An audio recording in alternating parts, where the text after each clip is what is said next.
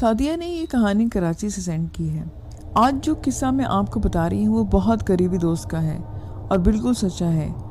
یہ پاکستان بننے سے پہلے کی کہانی ہے، جو میرے دادا جو کم عمری میں یتیم ہو گئے تھے اور 8 بہن بھائیوں میں سب سے بڑے تھے، روزانہ 7-8 کلومیٹر پیدل اسکول جایا کرتے، کیونکہ گاؤں میں جو اسکول تھا وہ صرف 5ویں جماعت تک تھا۔ میٹرک چھٹی جماعت سے میٹرک تک دوسرے گاؤں جانا پڑتا۔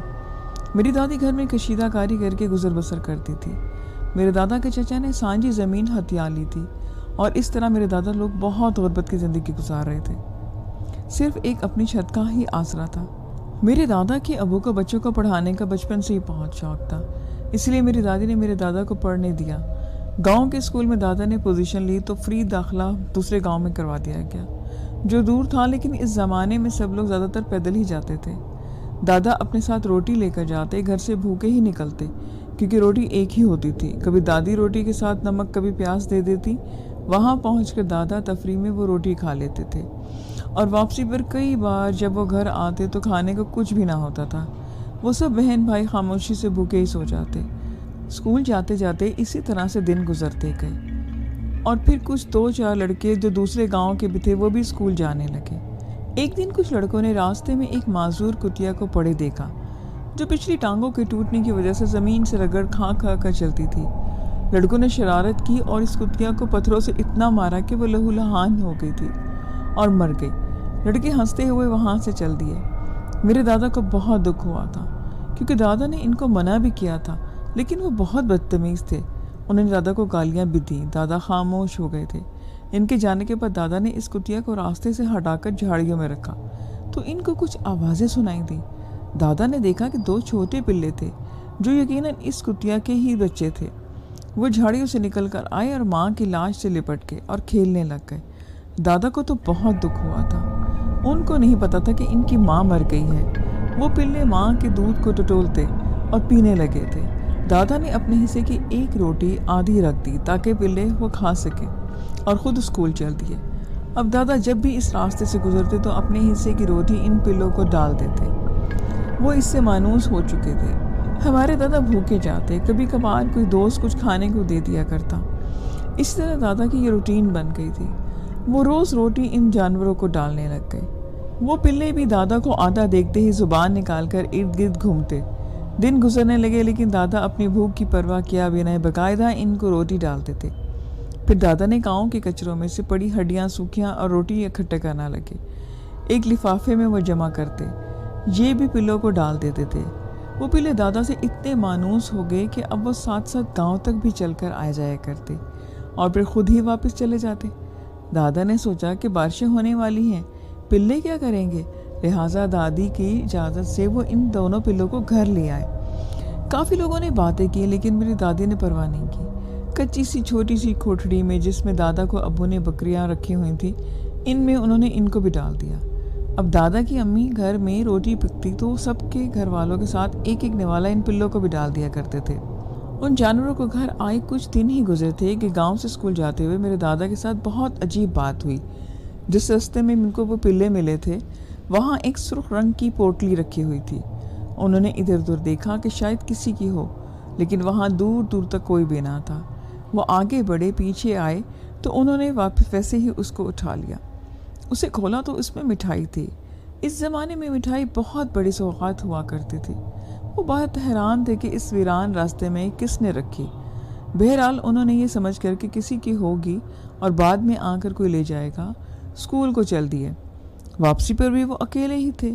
کچھ لڑکوں نے اسکول جانے سے ہی چھوڑ دیا تھا اور اب اکیلے ہی وہ جایا کرتے تھے۔ راستے میں مٹھائی پھر سے ویسی کی ویسی پڑی تھی۔ دادا ابو نے اسے اٹھا لیا اور گھر کو لے آئے۔ پھر خیال آیا کہ ان کی امی غصہ نہ کرے تو انہوں نے وہ مٹھائی کسی اور راستے پر رکھ دی۔ دوسرے دن پھر وہ مٹھائی اسی جگہ موجود تھی جہاں سے انہوں نے اٹھائی۔ اب دادا بہت حیران ہوئے کہ یہ تو کسی دوسری جگہ رکھ کر آئے تھے۔ وہ ڈر بھی گئے۔ خیر وہ چل دیے اور واپسی پر وہ ویسی ہی 2 پوٹلیاں پڑی تھیں۔ وہ چلنے لگے، لیکن پھر تجسس کی بنا پر دونوں کو اٹھا کر کھولا۔ ایک میں مٹھائی اور دوسرے میں باجرے کا آٹا تھا۔ دادا بہت حیران تھے کہ ایسا کیوں ہے۔ وہ چھوٹے بھی تھے، اتنا نہیں پتا تھا کہ خیر وہ ادھر ادھر سب کو چھوڑ کر سیدھا اپنے گھر آ گئے۔ اس کا ذکر انہوں نے کسی سے بھی نہیں کیا تھا۔ بکریاں تو ان کے چچا لے گئے تھے، مگر وہ پلے ان سے بہت مانوس تھے۔ اس زمانے میں لوگ باتھ روم جانے کے لیے باہر جاتے تھے۔ میرے دادا بھی گئے اور جب واپس آئے تو ایک ویران رستے میں ویسے 3 پوٹلیاں موجود تھیں۔ وہ بہت حیران تھے۔ تیسری پوٹلی کھولی تو اس میں سرسوں کا ساگ تھا، جبکہ موسم تھا ہی نہیں ساگ کا۔ دادا سچی میں بہت گھبرائے اور ڈر کر واپس گھر چلے گئے۔ وہ اب خوفزدہ تھے اور 3 دن انہوں نے چھٹی کی طبیعت کا بہانہ بنا کر 3 دن کے بعد وہ پھر گئے تو اب ایک بہت بڑے سائز کی پوٹلی وہاں پڑی تھی، اور اس سے پہلے کہ پیچھے ہٹ کر وہ ڈر کے ہٹتے، کسی انجانی قوت نے ان کے قدم جکڑ رکھے تھے۔ وہ بہت فاقے کے دن تھے، کئی راتیں وہ بھوکے سوئے ہوئے تھے۔ انہوں نے وہ پوٹلی آخر کار کھول ہی لی۔ اب اس میں تازہ ناشپاتیاں اور سیب بھی تھے۔ پہلی بار انہوں نے کچھ چیزیں کھائیں تو بھوک اور چمک اٹھی۔ کئی دنوں سے فاقے میں تھے وہ، سوائے باجرے اور ساگ کے باقی سب کھا گئے، اور واپسی پر وہ پوٹلی ساتھ لے کر آ گئے۔ دادا نے اپنی امی سے جھوٹ بھی پہلی بار بولا کہ آج اسکول میں زمیندار آیا تھا، اس نے یہ دیا ہے، ان کے کھیتوں میں ساگ اگا ہے۔ بھوک ویسے بھی عقل چھین لیتی ہے۔ فاقہ کش گھرانے نے باجرے کی روٹیاں اور ساگ بہت عرصے کے بعد پیٹ بھر کر کھایا۔ اب تو روز کوئی نہ کوئی چیز اس راستے میں میرے دادا کو ملتی، کبھی سبزی، کبھی پھل اور کبھی آٹے، کبھی مکھن، کبھی گھی اور کبھی چاول۔ وہ روز یہ کہتے کہ زمیندار نے دیے ہیں، تو اس طرح سے ان کے فاقوں میں کمی آ جاتی تھی اور 2 وقت کا کھانا میسر ہوتا۔ پورا سال میرے دادا کو کچھ نہ کچھ ملتا تھا۔ آخر ایک دن دادا کو وہاں سے ایک آنا ملا جو اس زمانے کے پیسے تھے، وہ بھی وہ گھر لے آئے اور یہ اپنی ماں کو بتایا کہ دوسرے دن 2 آنے ملے۔ اس طرح پیسے بڑھتے رہے۔ اس وقت پیسے بھی کسی کسی کے پاس ہوتے تھے، لوگ دانے باجرے مکئی دے کر ہی چیزیں خریدتے تھے۔ وہ ایک ہی آنا کبھی اپنی ماں کو دیتے اور باقی جمع کر لیتے۔ اکٹھے پیسے اگر اپنی ماں کو دیتے تو وہ شک کرتی۔ یہ سلسلہ 2 سال تک چلا تھا۔ پیسوں کی تعداد بڑھتی جا رہی تھی اور اس طرح میرے دادا نے ڈولی میں کافی پیسے جمع کر لیے تھے۔ اب گھر میں فاقے ختم ہو گئے تھے۔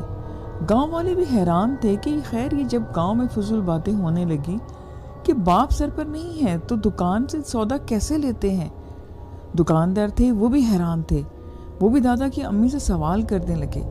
دادا کو بہت برا لگا تھا، لیکن جب دادا کی امی نے بھی اصرار کیا کہ سچ بتاؤ کیا کرتے ہو، کہاں سے لاتے ہو، لوگ باتیں کرتے ہیں، تو دادا کو سچ بتانا پڑا۔ اپنی امی کو انہوں نے سنا تو دیا تو وہ فوراً بولی کہ اللہ تعالیٰ بڑا غفور رحیم ہے، وہ غیب سے اپنے بندوں کو رزق دیتا ہے، لیکن شاید اب ہمیں یہ مزید مدد نہ ملے کیونکہ ہم نے اپنے اللہ کے راز میں مجھے شامل کر لیا ہے۔ یہ غیبی مدد اللہ تعالیٰ کی ذات کسی ایسے انسان کی کرتی ہے جس نے کوئی بہت بڑی نیکی کی ہو۔ ضرور تم نے کوئی ایسا کام کیا ہے جو اللہ تعالیٰ کو پسند آ گیا اور اس اللہ پاک نے تمہاری مدد کی۔ یہ سچ بھی ہوا۔ جب میرے دادا نے یہ راز اپنی امی کو بتایا تب کے بعد اس جگہ سے انہیں کچھ نہ ملا تھا۔ میرے دادا روز ہی ڈھونڈتے کہ شاید کچھ ہو، لیکن کچھ بھی نہ ہوتا۔ جو پیسے دادا نے بچائے تھے ان پیسوں کی بھینسیں لے کر دادا کی امی نے پالی اور اس طرح گھر مزید فاقوں سے بچ گیا تھا۔ میرے دادا فوڈ انسپیکٹر کے عہدے پر پہنچے تھے، پھر زندگی نے سب کچھ ان کو دیا۔ میں سوچتی ہوں کہ شاید یہ سب کچھ ان پلوں کی وجہ سے ہوا، کیونکہ وہ بھی تو جاندار تھے۔ یہ آج کی کہانی آخری ہے جو میں آپ کو سنا رہی ہوں۔ 10-12 سال پہلے کا واقعہ ہے۔ اورنگی ٹاؤن کراچی کے ایک محلے سے ہم دوستوں نے کلری جھیل جا کر پکنک منانے کا پروگرام بنایا۔ ویکینڈ پر سب دوست ایک کوسٹر میں رات کے 8 بجے روانہ ہو گئے۔ 8 بجے ٹھٹا شہر پہنچ کر ڈرائیور نے کہا کہ فجر کی اذان تک ایک مزار پر رک جاتے ہیں، اس کے بعد کلری کے لیے نکلیں گے۔ اس وقت کلری جانا ٹھیک نہیں ہے، اکثر رات کو وہاں پراسرار معاملات دیکھے گئے ہیں۔ سارے دوست یہ سن کر خوب ہنسے اور اس بات کو مذاق میں اڑا کر گاڑی والے کو زبردستی اس وقت کلری جانے کے لیے راضی کیا۔ رات 2 بجے کے وقت ہم لوگ کلری پہنچ گئے۔ سب لوگ الگ الگ گروپس کی شکل میں اپنی مستی میں مگن ہو گئے۔ ان میں سے 2 لڑکے کیمرے کی مدد سے جھیل کے پاس موجود بیری کے درخت کے ساتھ اپنی پکس بنا رہے تھے۔ اسی دوران ان میں سے ایک اپنے دوست سے کہا کہ اس بیری کے پیڑ کے ساتھ میری ایک پکچر لو۔ جیسے ہی کیمرے کا فلیش آن ہوا اور تصویر بنی، تصویر بنوانے والا لڑکا اچانک زمین پر گر گیا اور چند ہی لمحوں میں اس کی موت واقع ہو گئی۔ یہ تو سب دیکھ کر سب دوستوں کو جیسے سکتہ طاری ہو گیا۔ پولیس کو بلوایا گیا مگر پھر بھی سب دوستوں کو شک کی بنیاد پر تھانے میں بند کر دیا گیا۔ لاش کا پوسٹ مارٹم کے لیے ہاسپٹل گیا۔ پھر مرنے والے کے گھر والے بھی کراچی سے تھانے پر پہنچ گئے۔ پوسٹ مارٹم کی رپورٹ آئی تو پتہ چلا کہ مرنے والے کے جسم سے دل ہی غائب تھا۔ تعجب والی بات یہ تھی کہ پوسٹ مارٹم سے پہلے تو اس کی میت پر ایک خراش تک نہیں آئی تھی۔ سب لوگ بہت پریشان تھے۔ پولیس کی انویسٹیگیشن کے دوران مرنے والے کے کیمرے میں سے جب تصویروں کو دھلوایا گیا تو آخری تصویر کے منظر پہ وہاں موجود ہر شخص کے ہوش اڑ گئے۔ تصویر میں مرنے والوں کے ساتھ ایک بھیانک عورت کی شکل تھی جس کا بایاں ہاتھ لڑکے کے سینے سے کچھ نکال رہا تھا۔ گھر والوں نے اپنے بچے کی موت کی رضائے الہی سمجھ کر پولیس کیس واپس لے لیا۔ کچھ عرصے تک ہم سب دوست بہت زیادہ خوف میں مبتلا رہے۔ کسی بزرگ نے یہ تصویر دیکھی اور اپنے روحانی علم سے اس واقعے کی حقیقت کچھ یوں بیان کی۔ مرنے والا لڑکا جس بیری کے پیڑ کے پاس تھا، اس پیڑ پر ایک بھیانک چڑیل جسے پچھل پیری بھی کہا جاتا ہے، اس کا بسیرا تھا۔ یہ چڑیل بہت خوفناک اور ظالم ہوتی ہے اور اگر کوئی انسان غلطی سے اس کا شکار بن جائے تو پچھل پیری ایک ہی وار میں اس انسان کا دل نکال کر کھا جانے کی طاقت رکھتی ہے۔ کویت کی ایک فیمس سنگر تھی جن کا نام نور انور تھا۔ ان کی آواز بہت ہی اچھی تھی اور وہ بہت بزی سنگر تھی۔ ان کا ایک اپنا بینڈ تھا۔ وہ ایک فیمس سنگر تھی مگر اچانک سے انہوں نے گانا چھوڑ دیا۔ یہ بات سب کے لیے بہت حیران کر دینے والی تھی کہ اتنی مشہور گلوکارہ ہو کر اس نے اچانک کیوں اتنا عجیب سا فیصلہ کیا جبکہ وہ شہرت کے بلندی پر تھی۔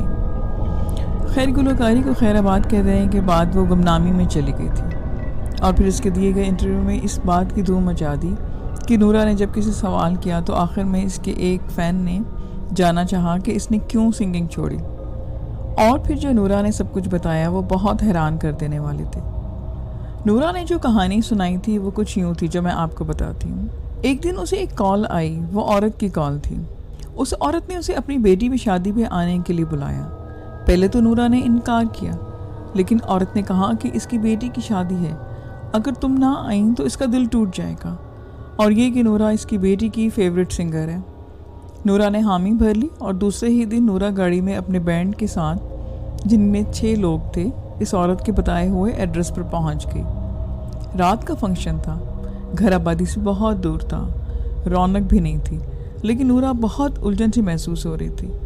اس کی وجہ اسے سمجھ نہیں آ رہی تھی کہ کیا بات ہے۔ خیر، نورا کے گروپ نے سنگنگ شروع کر دی۔ بہت سے لوگ جن میں عورتیں اور مرد دونوں تھے وہ سب ڈانس کرنے لگے اور خوب شور مچا رہے تھے۔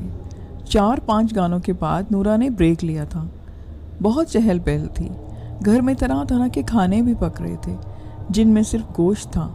گھر کی ایک عورت نورا کا تھوڑا آرام کرنے کے لیے اوپر والے حصے میں لے کے گئی۔ نورا کو اس اوپر والی سٹوری میں عجیب خوف محسوس ہوا اور عجیب قسم کی بو جیسے کہ صدیوں سے گھر بند پڑا ہو۔ خیر، نورا نے تھوڑی دیر آرام کیا۔ وہ ڈر کے اور گھبرا کے خود ہی اٹھ گئی۔ اس نے اپنے دروازے کے پاس کچھ عجیب سے سائے دیکھے تھے۔ وہ جلدی سے نیچے آنے لگی۔ اسے کسی نے آواز دی، نورا نورا اب اوپر مت آنا۔ وہ حیران سی ہوئی۔ خیر، نیچے آنے پر اس نے تازہ دم ہو کر پھر سے سنگنگ شروع کر دی۔ سبھی شادی پر آئے ہوئے تھے اور وہ لوگ ناچ رہے تھے۔ اب کافی رات بیت چکی تھی کہ اچانک نورا کی بینڈ کی ایک لڑکی کی نظر گانے پر ڈانس کرنے والی ایک عورت پر پڑی۔ اس کے پاؤں بکری کے جیسے تھے، وہ انسانی پاؤں نہیں تھے، اور ایک عورت ناچتے ہوئے اپنے بال نوچ نوچ کر زمین پر پھینک رہی تھی۔ اور جب دلہن اور دولہا کو لایا گیا تو وہ دونوں ایک ساتھ بٹھا دیے گئے، اور وہ صرف دولہا دلہن ہی نہیں، وہاں پر جتنے بھی لوگ تھے وہ سب آنکھیں نہیں جھپک رہے تھے، اور ان سب کی آنکھوں کے رنگ عجیب پیلے سے تھے۔ وہ عجیب و غریب آوازیں نکال کر شور سا مچا رہے تھے۔ وہ تو بہت ڈر گئی۔ وہ سمجھ گئی تھی کہ وہ بری طرح سے پھنس چکی ہے۔ وہ انسان نہیں تھے کیونکہ ان کے لمبے لمبے چوغوں سے جو پاؤں نظر آ رہے تھے وہ بکری کے پاؤں جیسے تھے، اور ان کی ٹانگیں بھی ایسا لگتا تھا کہ جیسے بکری کی ہوں۔ نورا نے جلدی جلدی گانا ختم کیا تو انہوں نے بینڈ والوں کو کھانے کی آفر کی اور اندر بڑے سے کمرے میں بٹھا دیا گیا۔ سب ڈرتے ڈرتے بیٹھ گئے۔ کمرے میں ایک لمبی سی عورت آئی اور اس نے ہاتھ ہلایا۔ وہ عورت بہت عجیب سی تھی۔ اس کا ایک عجیب سا قد لمبا تھا اور ہلدی جیسا رنگت تھی۔ اس کے ہاتھ بہت ٹھنڈے اور پتھر جیسے سخت تھے۔ اس کی آنکھیں بالکل سٹیٹک تھیں اور غیر معمولی چمکدار بھی تھیں۔ اس نے نورا سے کہا کہ وہ کھانا کھائے اور اس نے اس کا شکریہ بہت زیادہ ادا کیا۔ جب وہ کمرے سے چلے گئی تو مارے خوف کے سب کے چہرے رنگ فک تھے۔ बहुत वक्त बीत चुका था। बाहर अजीब खौफनाक सी आवाज़ें आना शुरू हो गई थी। फिर तो उन सब ने पता नहीं वहाँ से कैसे दौड़ लगा दी और काफ़ी दूर जाकर एक वीरान सड़क पर सांस लिया। फिर एक किराए की टैक्सी पर वो लोग बैठकर जैसे तैसे अपने घर पहुँचे। लेकिन दूसरे ही दिन इसके बैंड की लड़की शम्स पुरस्कार तौर पर इंतकाल कर गई। बैंड के मेंबर्स को बहुत डरावने ख्वाब आने शुरू हो गए। उन्होंने अपनी गाड़ी भी मंगवाई तो वो वीराने से मिली गई थी, लेकिन मारे खौफ के इस बैंड ने गाना ही छोड़ दिया और फिर कभी भी ज़िंदगी में दोबारा गाना नहीं गाया। नूरा ने किसी बुजुर्ग को ये सारा किस्सा बयान किया था तो उन्होंने कहा कि वो जिन्नात थे। जिन्नात हमेशा इंसानी आबादी से दूर बसेरा करते हैं और कि वो तुम लोग बचकर वापस आ गए और इसका शुक्र अदा करो, वरना वो जान से मार भी दिया करते हैं। नूरा ने ये सब अखबार में बताया। 2005 से नूरा का भी इंतकाल हो गया। आज की सेकंड स्टोरी आमरा ने कराची से सेंड की है। आइए मैं आपको उन्हीं के पॉइंट ऑफ व्यू से सुनाती हूँ। मेरा नाम आमरा है और मेरा ताल्लुक़ कराची से है। मेरी शादी मेरे कज़न से हुई, लेकिन अल्लाह ताला की ज़ात ने औलाद जैसी नेमत से हमें मरहूम रखा। अब हमें 5 साल हो चुके थे। सबके घरों में फूल जैसे बच्चे थे, लेकिन मेरी गोद सूनी थी। सास पहले तो अच्छी थी, लेकिन अब सबके बच्चे देखकर वो भी मुझ पर कुछ नाराज़ सी रहने लगी। मेरे शौहर बहुत अच्छे थे, मगर औलाद तो बहुत ज़रूरी है। मैंने अपना बहुत इलाज करवाया। मेरी रिपोर्ट्स और खाविन दोनों की रिपोर्ट्स ठीक थी। फिर भी समझ नहीं आता था कि वजह क्या है, और जैसे जैसे वक्त गुजर रहा था वैसे वैसे मेरी तो जान पर बन गई, क्योंकि अब तो मेरी सास और मेरी नंद दोनों ही अपने बेटे को दूसरी शादी पे फोर्स करने लगे थे। मेरी सास कहती कि वो बनने से पहले अपनी पोती को देखना चाहती है। अब तो मैंने नोटिस किया कि मेरे खाविन भी बहुत अजीब से हो गए थे, मुझसे खफा से, जबकि शादी उन्होंने खुद मुझसे पसंद की थी। ज़िंदगी भर का साथ निभाने की कस्में खाई थी, मगर नहीं, वो सब एक ख्वाब था। इनकी बेरुखी और अपना सूनापन देखकर मैं बहुत ज़्यादा घुटती थी। क्या करूं, सब कुछ किया था मगर कुछ ना हुआ। मेरी एक सहेली थी, मुझे कितनी बार बोली कि एक औरत है, इधर चल मेरे साथ, सब कुछ ठीक हो जाएगा, मगर मैं डर की थी, कभी इसकी बात नहीं सुनी। लेकिन एक दिन मैंने इसको फ़ोन करके बुला ही लिया और कहा कि मैं अब रेडी हूँ। मैं इसके साथ एक आस्ताने पर चली गई। कोई सिंध से आई हुई औरत थी, लेकिन अजीब सी मकरूसी शक्ल थी उसकी। मैंने उससे कहा कि मेरी शादी को 6 साल है और मेरा बच्चा नहीं होता। मैंने उसको सब कुछ बताया तो वो बोली कि ठीक है, तो मुझे 1 लाख रुपए दो, तुम्हारा काम हो जाएगा। मैंने हैरत से जब इसे देखा तो वो बोली, देखो अमल करना है, मुश्किल बहुत ज़्यादा है, हमें चीज़ें भी चाहिए होती हैं। मैं बहुत हैरान हुई। मैंने कहा कि क्या होगा, तो वो बोली कि बहुत कुछ ऐसा है जो आसान नहीं है, सोच ले, ये फैसला कर, मेरे वक्त बर्बाद मत कर। फिर मैंने उसको हाँ कर दी तो वो बोली कि सुन गौर से मेरी बात, तुझे ये अमल अकेले करना होगा, दूसरा अपना गारंटी पर करना होगा, और तीसरा मुश्किल है, ये बात सोच ले, लेकिन अमल के बाद तेरी गोद बच्चों से भर जाएगी, जितना चाहेगी होंगे। अब बोल मैं करूँ तो 1 लाख आकर खुद तू दे और 10,000 भी दे।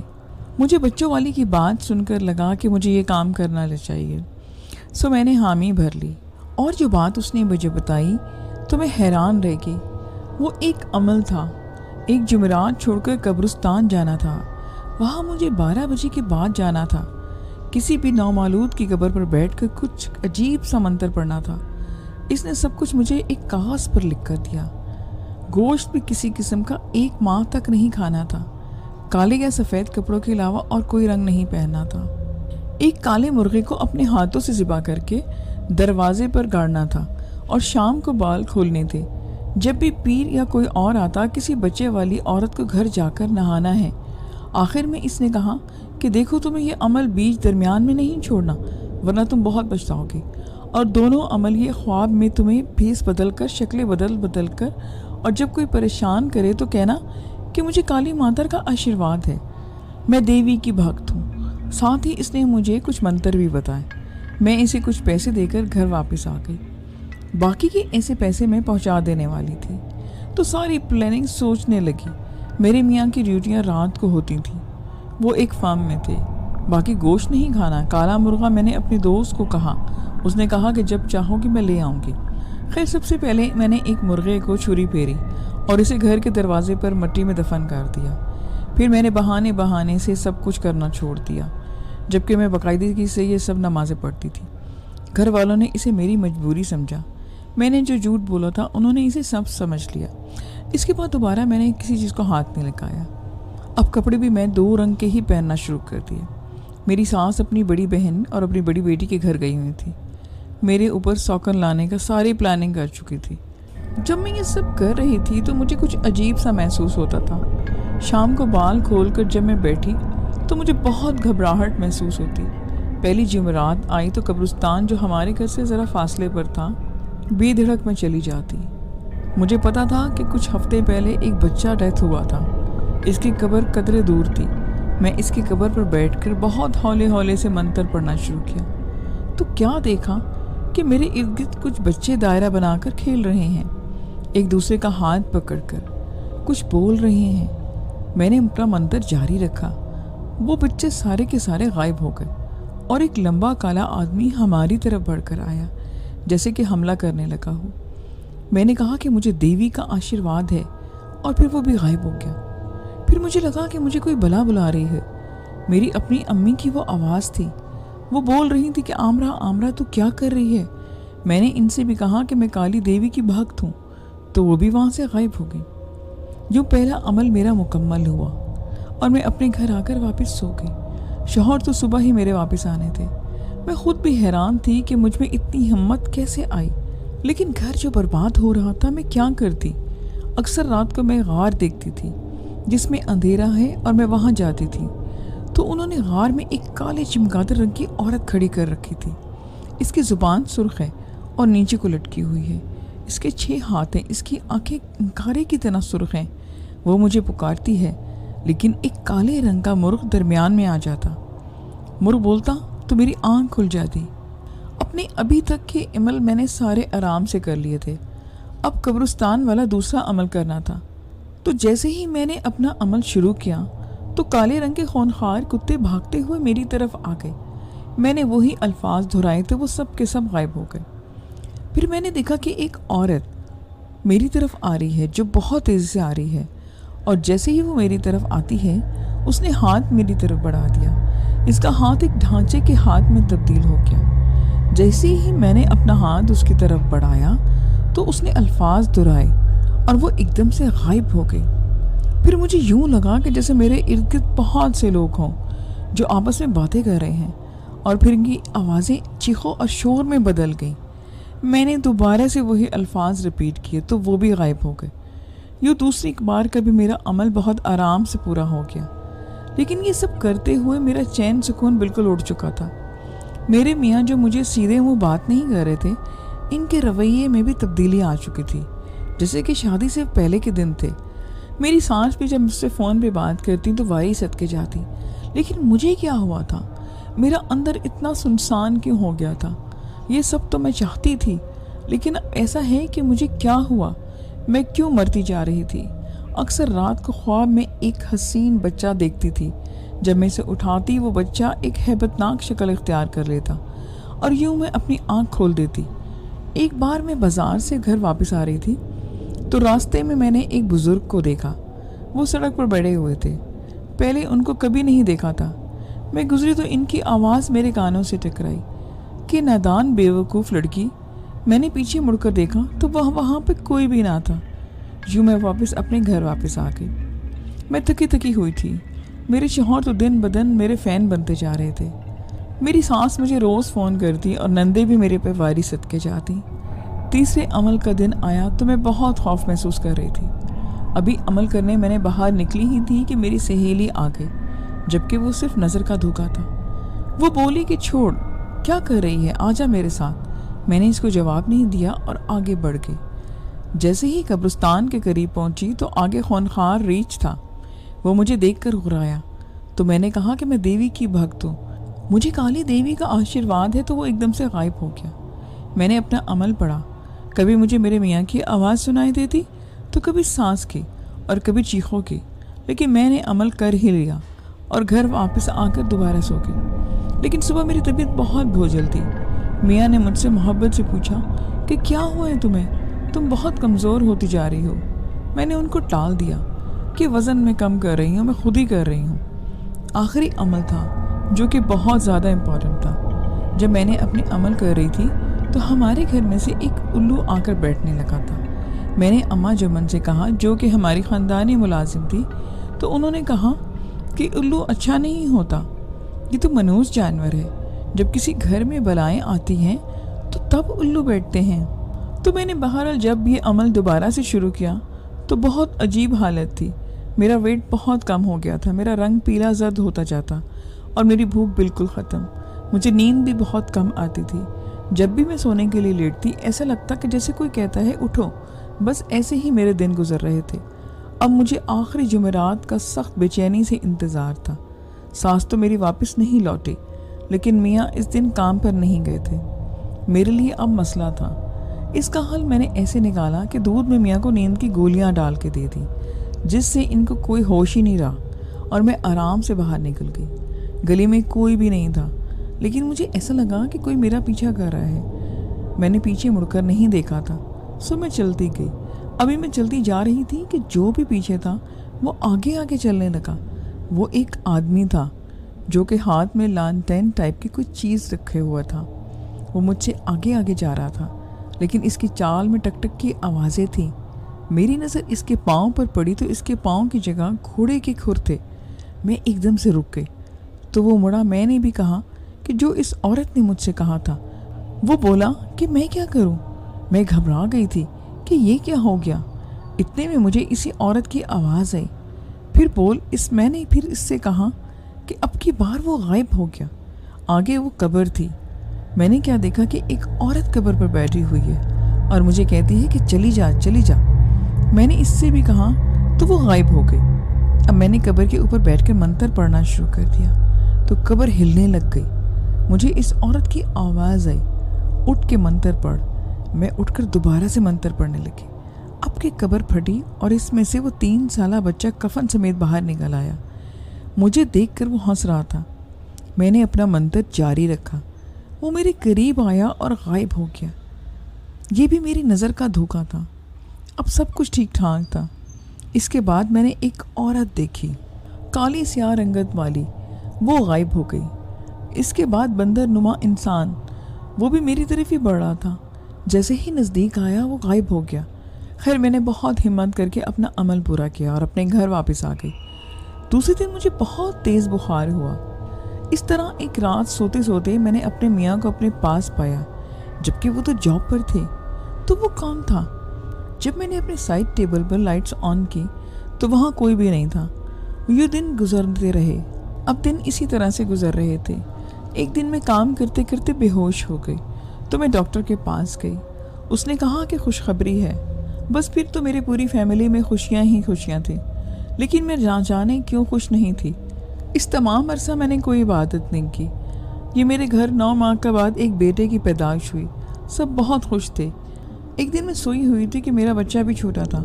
میں کیا دیکھتی ہوں کہ ایک سفید کپڑوں والے آدمی ہیں، اس نے میرے بیٹے کے ماتھے پر ہاتھ رکھا ہوا ہے۔ میں نے بہت سے غور دیکھا، وہ کوئی خواب نہیں تھا، اور جب میں اٹھ کر لائٹس آن کی تو وہ غائب ہو گیا۔ پھر میں کیا دیکھتی ہوں کہ میرا بیٹا کھیلتا کھیلتا گر گیا ہے، اور کبھی کبھی خواب دیکھتی کہ بچے کو کوئی عورت لے کے جا رہی ہے۔ کبھی میں دیکھتی کہ میرا بچہ ایک عجیب قسم کی عورت کے ساتھ کھیل رہا ہے۔ کبھی میں دیکھتی کہ میرا بیٹا کسی بچے کے ہاتھ میں ہاتھ ڈالے ہے۔ دوسرا بچہ وہ ہوتا ہے جس کی قبر پر میں نے عمل کیا تھا۔ دن گزرتے رہے۔ ایک دن بچے کو بہت تیز بخار ہو گیا۔ ابھی وہ 20 دن کا تھا۔ بہت علاج کروایا لیکن وہ بچ نہ سکا۔ وہ ہمیشہ کے لیے چلا گیا۔ میں تیسرے دن ہوش میں آئی۔ سب ہی بہت مرجھائے ہوئے تھے۔ میں تو بالکل بکھر سی گئی تھی، جیسے کچھ بھی نہ رہا ہو میرے پاس۔ میں گمسم سی ہو گئی۔ بہت کچھ ٹوٹ گیا تھا اندر۔ کچھ ماہ ایسے ہی گزر گئے۔ میں جو نماز روٹین میں پڑھتی تھی سب کچھ چھوڑ چکی تھی، لیکن ایک دن بیٹھے بیٹھے مغرب کی اذان ہوئی تو عجیب سا سکون محسوس ہوا، ایسا سکون جو کبھی میں کھو چکی تھی۔ میں اٹھی اور وضو کیا اور نماز پڑھی۔ نماز پڑھنے کے دوران مجھے عجیب و غریب کی آوازیں آنا شروع ہو گئی، لیکن میں نے نماز ادا کی۔ اس کے بعد میں نے تسبیح بھی پڑھی۔ ساری رات میں روتی رہی۔ عشاء کی نماز کے دوران مجھے محسوس ہوا کہ میرے پیچھے کوئی ہے، مگر میں نے نماز ادا کی اور میں زاروں قطار رو رہی تھی۔ مجھے بہت سکون کی نیند آئی جو کافی ماہ سے غائب تھی۔ میں پہلے کی طرح پابند ہو چکی تھی۔ اب گھر کی حالات مختلف تھے۔ ساس کو دوبارہ امید ہو چلی تھی کہ دوسری بار بھی میں پھول کھل سکتا ہے، مگر سچ تو یہ ہے کہ سال ہو گیا تھا اور کچھ بھی نہ ہوا۔ میری سہیلی نے مجھے کہا کہ دوبارہ چلتے ہیں تو میں نے انکار کر دیا۔ میں نے دل سے معافی مانگی کہ میں اب دوبارہ ایسے گناہ نہیں کروں گی۔ میرے گھر دوسری بار خوشخبری ہوئی۔ اس بار میرے پاس 2 جڑواں بچے تھے، ایک بیٹا اور ایک بیٹی۔ پورے گھر میں جشن کا سما تھا اور یوں میرا گھر خوشیوں سے بھر گیا۔ یہ تیسری کہانی بھی ایک سچی بپتا ہے۔ انڈیا کے صوبہ بنگال کے ایک گاؤں میں کوئی ریلوے اسٹیشن نہیں تھا۔ حکومت نے وہاں کوئی لوگوں کی فرمائش پر 1962 میں ایک ریلوے اسٹیشن بنایا۔ اس گاؤں کا نام تھا بیگون کوردار۔ جب ریلوے اسٹیشن تعمیر ہوا تو لوگ بہت خوش تھے کہ چلو سفر میں آسانی ہو جائے گی۔ کچھ دیر تو سب ٹھیک تھا، لیکن ایک دن اچانک شام کو ریلوے اسٹیشن ماسٹر جو ساتھ میں بنے ایکوارا میں رہتا تھا، اس نے کچھ عجیب سا منظر دیکھا۔ شام کی ٹرین جیسے ہی مسافر لے کر روانہ ہوئی تو اس نے ایک لڑکی کو ٹرین کے ساتھ ساتھ بھاگتے ہوئے دیکھا۔ تو اس نے سوچا کہ ہو سکتا ہے ایک لڑکی کہیں پر جانا چاہتی ہو اور اس سے ٹرین چھوٹ گئی ہے۔ بہرحال اس نے بات کو اگنور کر دیا، لیکن کل ٹھیک شام کے وقت اس نے پھر ایسا ہی منظر دیکھا کہ لڑکی ٹرین کے ساتھ ساتھ پٹری پر بھاگ رہی تھی، اور وہ بھی ساتھ ساتھ۔ وہ بہت دیر حیران رہا۔ سب دیکھ کر تیسرے دن کے بعد اس نے دیکھا کہ وہ لڑکی ٹرین کے ساتھ تیزی تیزی سے بھاگ رہی تھی، اور پھر دیکھتے ہی دیکھتے وہ ٹرین سے بھی بہت آگے نکل گئی تھی۔ اب اس بات کا ذکر اپنے کولیگ کے ساتھ کیا تو وہ بھی حیران ہوا۔ لیکن اس کے ٹھیک چوتھے دن ریلوے اسٹیشن ماسٹر اپنے ہی کمرے میں مردہ حالت میں ملا۔ اس کے بعد ایک نیا اسٹیشن ماسٹر آیا۔ اس نے بھی وہی لڑکی بار بار دیکھی، وہ ٹرین کے ساتھ ساتھ بھاگ رہی تھی۔ اس نے بھی بات اپنے کولیگ کو بتائی۔ وہ بہت ڈر سا گیا تھا، اور ٹھیک دوسرے دن وہ اسٹیشن ماسٹر بھی اپنے ہی کمرے میں مردہ پایا گیا۔ اب تو کافی لوگوں نے اقرار کیا کہ انہوں نے ایسی لڑکی دیکھی ہے۔ وہ کون تھی ابھی تک کسی کو معلوم نہیں ہو سکا تھا۔ کچھ لوگوں نے اسے اسٹیشن میں درخت پر بھی بیٹھے ہوئے دیکھا تھا۔ جو بھی اسے دیکھتا یا تو وہ بیمار ہو جاتا یا مر جاتا۔ اسی وجہ سے بہت سارے لوگوں نے شام کو ادھر جانا ہی چھوڑ دیا۔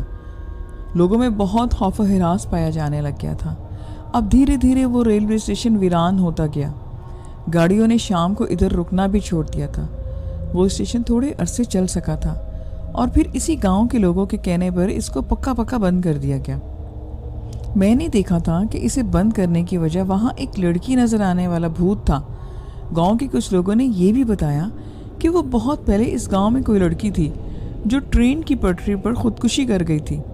اب اس کا بھوت وہاں آ گیا تھا۔ بہرحال اسٹیشن بند ہو چکا تھا۔ اب وہاں لوگ روز 40 کلومیٹر تک سفر کرتے اور دوسرے گاؤں میں جا کر ٹرین لیتے۔ اسی طرح وقت گزرتا گیا۔ لڑکی کا بھوت ابھی بھی گاؤں کے لوگوں کے ذہنوں پر سوار تھا۔ وہ اسٹیشن ویران پڑا تھا۔ اس اسٹیشن کو بہت زیادہ کوریج دی گئی اور بہت سے پیرانارمل انویسٹیگیٹرز نے وہاں جا کے فلمیں بھی بنائیں۔ پھر جیسے جیسے زمانہ بدلا تو وہاں کی ایک ٹیم جو نیگیٹو انرجی اور بھوت پریت کا پتہ لگاتی تھی، اس نے خود اظہار کیا کہ اس اسٹیشن پر رات وہ گزاریں گے اور اس راز کا پتہ چلائیں گے۔ سبھی لوگوں نے ان کو بہت روکا، لیکن انہوں نے سب کی بات ماننے سے انکار کر دیا اور اپنا سامان لے کر اس اسٹیشن پر رات کو پہنچ گئے۔ وہاں پر ساری رات گزاری، لیکن ان کے کسی بھی آلے میں جو بھوت پریتوں کا پتہ چلاتے تھے وہ اس چیزوں کو نہیں کیچ کر سکے، لہٰذا وہ سب خیریت سے واپس آ گئے۔ تو انہوں نے سب کچھ بتایا کہ وہاں پر کچھ بھی ایسا نہیں ہے۔ اس طرح حکومت نے اس اسٹیشن کو دوبارہ سے ریسٹارٹ کر دیا اور سب روٹین پہ آ گیا۔ آج بھی اسٹیشن آباد ضرور ہے، لیکن شام کو اسٹیشن بالکل ویران ہو جاتا ہے، اور اگر کوئی بھی گاڑی وہاں سے رات یا شام کو گزرے تو سب مسافر اپنی کھڑکیاں بند کر لیتے ہیں اور ڈرائیور اس اسٹیشن پر آنے سے پہلے ہی گاڑی کی رفتار بڑھا دیتے ہیں۔ وہ اسٹیشن اب دن اور دوپہر کو آباد ہوتا ہے۔ جیسے ہی شام ہونے لگتی ہے سب وہاں سے چلے جاتے ہیں اور بند ہو جاتا ہے۔ آج بھی لوگ وہاں پر خوفزدہ ہیں۔ لسن جی، آج کی سٹوریز تھیں جو میں نے آپ کو سنائی۔ اپنا فیڈ بیک مجھے کمنٹس میں آ کے ضرور دیں۔ پھر ملیں گے نیکسٹ ویڈیو میں۔ اپنا خیال رکھیے گا۔ خدا حافظ۔